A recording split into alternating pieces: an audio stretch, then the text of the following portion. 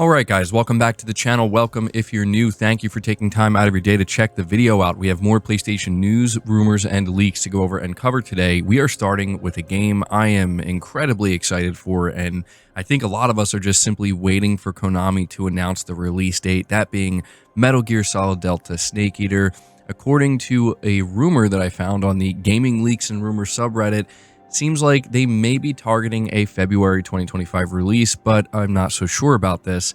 They say here Konami has made pre-orders for a tactical bag inspired by the game available since 2023, originally scheduled for delivery in October of 2024. However, this date was first moved to November 2024 and then to a window between December 2024 and January of next year.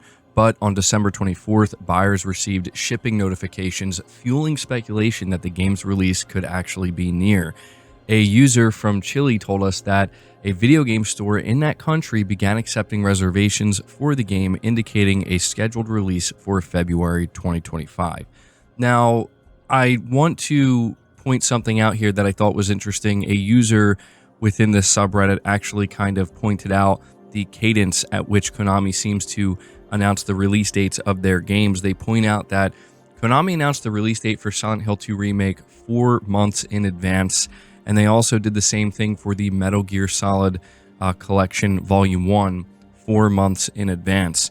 And so if they're going to follow that, it's actually likely that if this game is going to show up maybe sometime in January, it's not going to be ready until April or May. The idea of them just like coming out in the next couple of weeks and being like, oh yeah, by the way, the game is out next month. I don't think that's going to happen. It doesn't make much sense to me. They need to at least give it a couple of months, right? At least that's the assumption. Could they surprise everybody and actually target a February 2025 release? Yes, but one other thing I want to point out before we move on is the fact that February is absolutely packed, and that's just not a good place to drop this game. Simply put, it's not. If you look at the lineup for February, people are already losing their minds at how many games are dropping in just a single month. Throwing in another big one like Metal Gear Solid Delta, I think that would just be a huge mistake. So I don't believe this, but I have seen some people talking about it, and so hopefully this means that we're going to hear from it soon though, right? We're going to move on to the next topic, though, which is something that I did cover in a stream, but I realized I never actually covered this in a video, and it has to do with an industry analyst arguing that either Sony or Microsoft will need to exit the console market, which is certainly an interesting take. Says one of either Sony or Microsoft must exit the console space, argues analyst group DFC Intelligence. That's because it believes there isn't room for more than 2 major console systems, and it does not expect Nintendo to go anywhere. Sony or Microsoft will struggle mightily in a distant third place, largely depending on which of those companies can gain early momentum, the report says, of hypothetical new hardware expected in 2028. While anything is possible, and we understand analysis like this is based largely on forecasting and guesswork, we find it strange to present an apocalyptic scenario in which PlayStation could potentially exit the market. Ultimately, the PS5 is selling very well. It was the top seller in the US yet again for November, and Sony's gaming business is extremely healthy right now. That's not to say that there aren't challenges, of course. Nintendo will surely prove a very capable competitor when its new system launches, and the console market has stagnated while software budgets have exploded. But when you consider just how poorly Xbox is performing globally, we don't think Sony's going anywhere. DFC Intelligence does at least acknowledge this. A new Sony system should have an advantage because of a loyal base and strong Sony IP. Microsoft failed with the Xbox Series, but has made major acquisitions to become the world's largest software publisher. Microsoft has the option on focusing on software and distribution models over hardware. The thing I find interesting about this analysis is that I think this has basically already happened. We just don't really know it yet. I mean, the way they're positioning it is that either Sony or Microsoft is going to exit the console market. I think it's actually laughable that they're trying to make it seem like Sony is going to exit the console market. That's not going to happen. It really doesn't matter how badly the next generation launch of the PlayStation 6 goes. That's just simply not going to happen.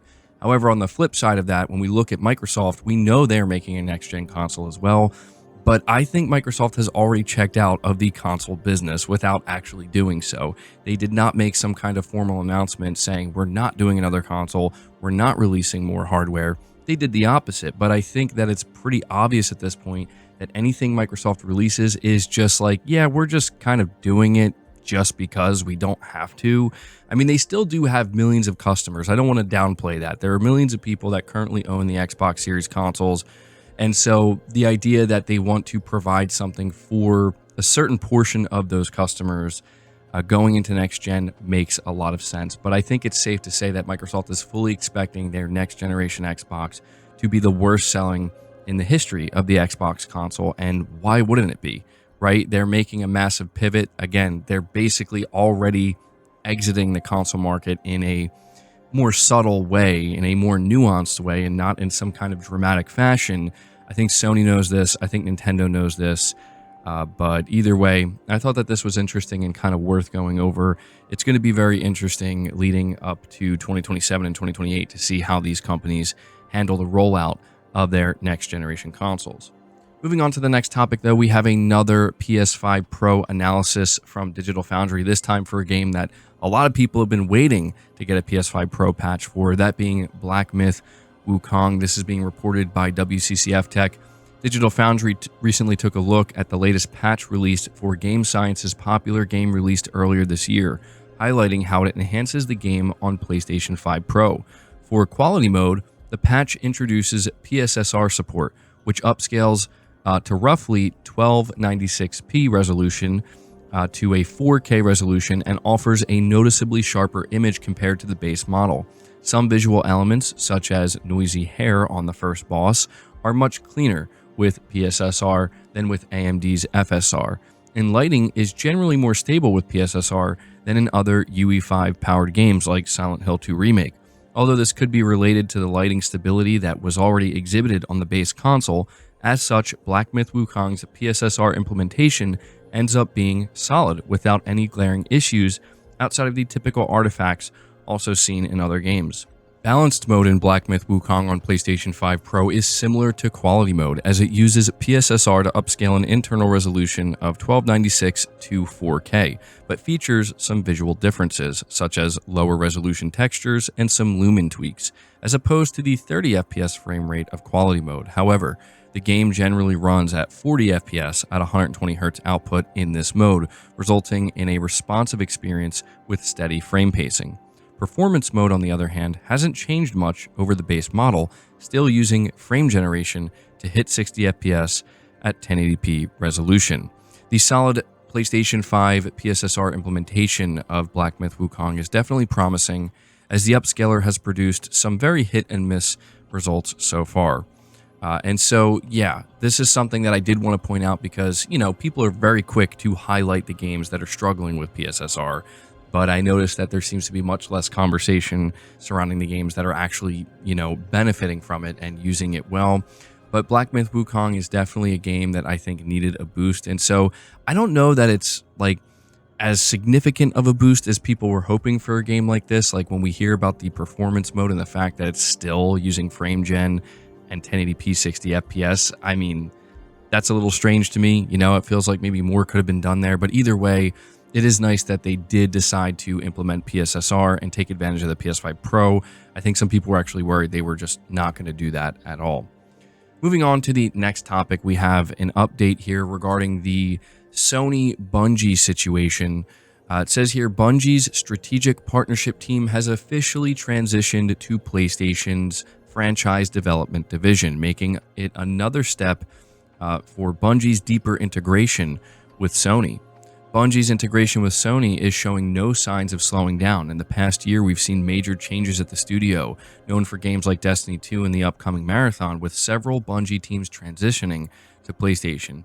The entire creative studios team joined PlayStation earlier this year, and now another major shift has been confirmed. Bungie's strategic partnership team is officially part of PlayStation's franchise development and portfolio strategy division. This news comes from Joss Price, spotted by the Game Post, who has been leading Bungie's strategic partnerships team since 2021. In a LinkedIn post, Price announced that his team had officially moved over to the new franchise development and portfolio strategy division. He shared his excitement about the new role and reflected on his time at Bungie and the opportunities ahead with Sony. He writes, "After 3 amazing years at Bungie, my team has transitioned across to the mothership at PlayStation." So yeah, we have yet another update here that just goes to show that the Bungie acquisition is just not, in no way, shape, or form did it go the way that Sony wanted it to. But at the end of the day, this was in place in case things went south, and they did. Things did not go well for Bungie, and so as time moves forward, we are seeing more and more of Bungie's employees and devs being integrated directly into PlayStation Studios. And at this point, it really does seem like Bungie truly is a shell of their former self. But at the end of the day, it very well could have been a situation where if it wasn't for them being part of PlayStation now and, you know, being able to be integrated into PlayStation in this way, they may have, they may not have been able to survive as a studio, considering how bloated they were. The final topic of the video is about Stalker 2 and how they're confirming, the development team that is, that there are currently no plans for a PS5 version, which is interesting because there were leaked documents that seem to confirm that the exclusivity window for this game when it comes to Xbox consoles was just 3 months. But according to the game's director, they said that they're just kind of focused on developing and supporting the versions of the games that exist on platforms now. And, they didn't necessarily say they're never going to bring it to PS5, but it's worth noting that this game has been widely criticized for being, quite buggy and just basically being in a relatively unfinished state. So it does make sense why they would kind of focus on making sure the game is finished and, getting it where it needs to be before porting it to another console. But it does make you wonder if they are planning on releasing it on PS5 at all. I mean, I feel like it would be a huge mistake for them not to. It's kind of weird when you see, like Microsoft themselves actually talking about bringing their own games over to PS5 because of, people buy games on PS5. There's a huge audience there. I feel like this game would do really well. So in my opinion, I think this game eventually will come to PS5, but I think that right now they're just really focused on getting it into tip-top shape before they even think about porting it over, which makes sense, and they should do it that way. So there you go. We'll just have to kind of continue to wait and see what they end up doing here. But that does it for the video, guys. I hope you enjoyed it. I hope you found it informative. If you did, be sure to leave it a like, subscribe if you're new, hit the bell notification icon, and feel free to share the video out on top of all that. But until next time, guys, take care.